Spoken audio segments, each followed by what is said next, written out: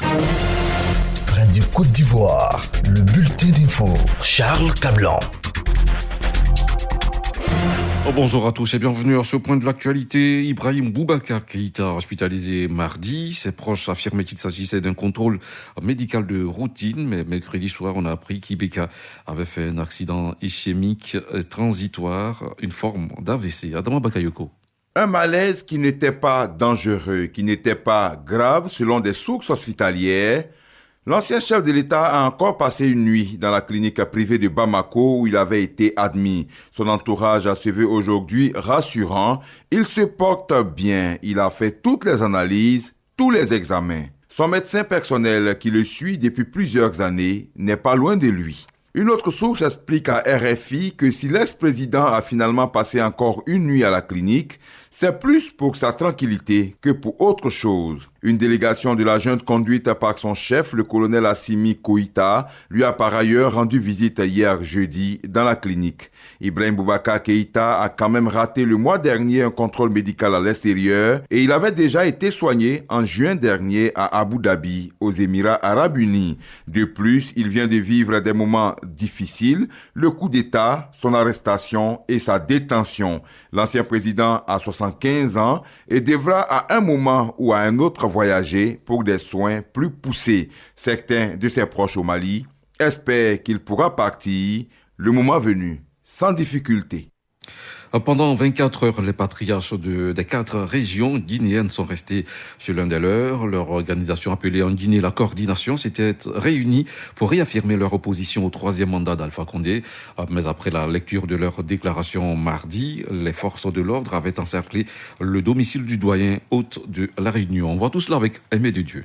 La police et la gendarmerie ont désormais quitté les lieux. Un dispositif de veille était encore posté à Tanéné mercredi soir, selon le ministère de la Sécurité pour, affirme-t-il, éviter d'autres troubles. Mais les forces de l'ordre s'étaient éloignées du domicile de Sekouna Souma, hôte de la réunion des sages des 4 régions guinéennes. Les sages et leur délégation ont donc pu rentrer chez eux mercredi soir après la visite d'un avocat et d'un huissier sur place venu constater les dégâts matériels. Car des grenades lacrymogènes avaient été lancées par les forces de sécurité, près de 300, selon le décompte de ceux qui étaient sur place mardi et mercredi. Une provocation intolérable pour le FNDC, le front de la société civile qui s'est opposé à la modification de la Constitution et qui, comme les sages de la coordination, se prononce toujours contre le 3e mandat d'Alpha Condé. Le FNDC qui évoque un blessé par balle pendant ces heures. Le bilan n'est pas confirmé par les autorités guinéennes.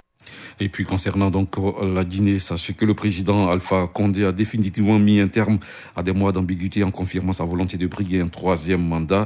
À 82 ans, Alpha Condé, premier président guinéen élu démocratiquement en 2010, sera donc candidat au scrutin du 18 octobre prochain. Et première étape de cette décision, le dépôt hier jeudi de son dossier de candidature devant la Cour constitutionnelle. Alpha Condé est le 4e candidat à avoir déposé officiellement son dossier.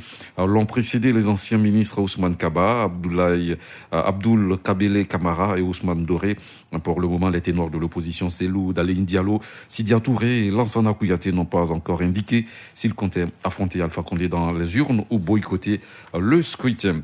Au Tchad, l'inspection générale d'État vient de porter plainte contre Djirassem Le Bemadjel, ancien ministre du pétrole, qui a été arrêté par la police judiciaire.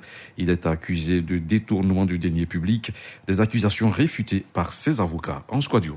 Djirassem Le Bemadjel, l'ancien ministre tchadien du pétrole, est en garde à vue depuis ce mercredi 2 septembre. Il est poursuivi par l'inspection générale d'État pour sa gestion quand il présidait le secteur pétrolier il y a 4 ans. Il est accusé entre autres de détournement de fonds publics. Des accusations qui n'ont aucun fondement, dénoncent ses avocats. L'ancien ministre a été interpellé ce mercredi dans la matinée par la police judiciaire suite à une plainte de l'inspection générale d'État qui lui reproche, entre autres chefs d'accusation, le détournement de deniers publics, la corruption, l'atteinte à la fortune publique, l'abus de fonction et de confiance et l'entrave au bon fonctionnement de la justice. Ces chefs d'accusation datent de sa gestion du ministère du pétrole entre 2011 et 2016 selon la plainte de l'inspection générale d'État. Pour la défense de l'ancien ministre du pétrole qui indique que cette mission de contrôle est la 11e depuis son départ du gouvernement, la procédure est viciée en plusieurs points. L'immunité de juridiction de l'ancien ministre n'est pas respectée. Il n'y a jamais eu de convocation et surtout le mis en cause n'a jamais eu accès au rapport qui l'incrimine alors que le principe du contrôle de gestion prévoit le débat contradictoire. Nous attendons d'avoir la preuve du contraire, a conclu l'avocat de l'ancien ministre.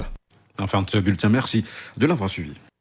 C'était le bulletin d'info présenté par Charles Cablan.